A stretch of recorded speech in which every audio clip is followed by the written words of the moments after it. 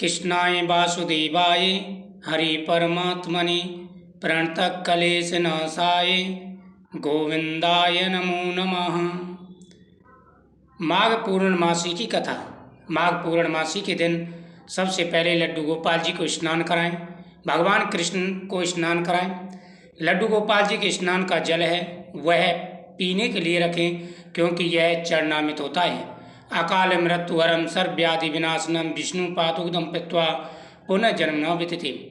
भगवान के सामने दीपक जलाएं, तुलसी दल समर्पित करें, भगवान के सामने नैवेद्य समर्पित करें और फिर कथा का श्रवण करें। प्राचीन काल की बात है, आर्यवत में धर्मपाल नाम का एक प्रतापी राजा राज्य करता था। उसके राज्य में धन, वैभव, शांति और समृद्धि थी, पर राजा के हृदय में एक खालीपन था। वह चाहता था कि उसका नाम केवल शक्तिशाली राजा के रूप में नहीं, बल्कि धर्मात्मा और पुण्यात्मा के रूप में लिया जाए। उसी राज्य के एक छोटे से गांव में एक अत्यंत गरीब ब्राह्मण रहता था। उसका नाम था हरिदत्त। जीवन में उसके पास न धन था न कोई साधन। कई बार तो दिन भर उपवास करना पड़ता, यह उसकी नियति बन चुकी थी। पर उसके चेहरे पर कभी शिकायत नहीं दिखती थी। वह प्रतिदिन प्रातः स्नान कर विष्णु भगवान का ध्यान करता और कहता, हे नारायण, जो दिया वही मेरे लिए पर्याप्त है। माघ मास की पूर्णमासी आई। गंगा तट पर स्नान, दान और व्रत का विशेष महत्व था। राजा धर्मपाल ने घोषणा की कि इस दिन वह स्वयं गंगा स्नान करेगा और अपने हाथों से ब्राह्मणों के लिए दान देगा। हरिदत्त ब्राह्मण भी भोर में उठकर गंगा तट की ओर चल पड़ा। उसके पास न वस्त्र अच्छे थे न दान देने के लिए धन।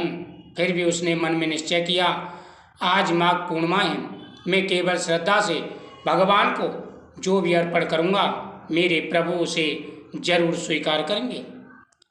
उसी समय राजा धर्मपाल अपने दल के साथ गंगा तट पर पहुँचे। उन्होंने देखा कि एक गरीब ब्राह्मण ध्यान में लीन है। उसके वस्त्र फटे हैं पर चेहरे पर दिव्य शांति है। राजा ने पूछा, ब्राह्मण देव, क्या चाहिए तुम्हें? आज पूर्णमासी है, तुम्हें दान देना चाहता हूँ। हरिदत्त ने बड़ी ही विनम्रता से कहा कि राजन, यदि देना ही है तो इतना दीजिए कि मेरा भक्ति भाव कभी डगमगाए नहीं, मैं भगवान की भक्ति करता रहूं। राजा को यह उत्तर अजीब लगा। उन्होंने फिर भी उसे कुछ स्वर्ण मुद्राएं दी। रात को राजा धर्मपाल ने स्वप्न देखा।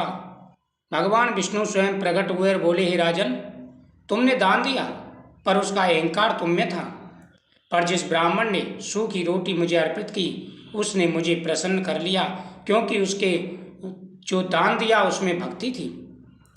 राजा घबरा गए। उन्होंने पूछा, प्रभु, दान में तो मैंने सोना दिया, फिर भी आप प्रसन्न क्यों नहीं हुए? भगवान बोले, दान का मूल्य धन से नहीं भाव से होता है। माघ पूर्णिमा पर श्रद्धा से किया गया छोटा कर्म भी अनंत गुना फल देता है और मनोकामना पूरी करता है। हे राजन, तुमने जो दान दिया वह अहंकार के साथ दिया था। अगले दिन राजा स्वयं हरिदत्त ब्राह्मण के घर पहुंचे। उन्होंने ब्राह्मण के चरणों में प्रणाम किया और क्षमा मांगी। उसी क्षण एक चमत्कार हुआ। ब्राह्मण की झोंपड़ी आनंद और प्रकाश से भर गई। भगवान विष्णु प्रकट होकर बोले, हरिदत्त, तुम्हारी भक्ति से प्रसन्न होकर मैं तुम्हें बैकुंठ का अधिकारी बनाता हूँ। राजा धर्मपाल को भी भगवान ने आशीर्वाद दिया। कहा, आज से तुम्हारा राज्य धर्म और करुणा से भर जाएगा। भगवान विष्णु के दर्शन के बाद राजा धर्मपाल का जीवन पूरी तरह बदल गया। उसके अंदर अवमान नहीं था, उसके अंदर भक्ति थी। वह हर निर्णय लेने से पहले यही सोचता, क्या इससे मैं गरीबों का भला कर रहा हूँ? राजा ने आदेश दिया कि माघ पूर्णिमा के दिन कोई भी भूखा ना सोए। गंगा तट पर अन्न क्षेत्र खुलवाए गए। हरिदत्त ब्राह्मण को राजगुरु का सम्मान दिया गया। राजा ने पूरे राज्य में यह घोषणा कर दी कि सभी पूर्णमासी के दिन भगवान का पूजन अवश्य करें। जो भी सच्चे मन से भगवान की पूजा करते हैं उनके जीवन में खुशियाँ आती हैं, सुख और समृद्धि आती है।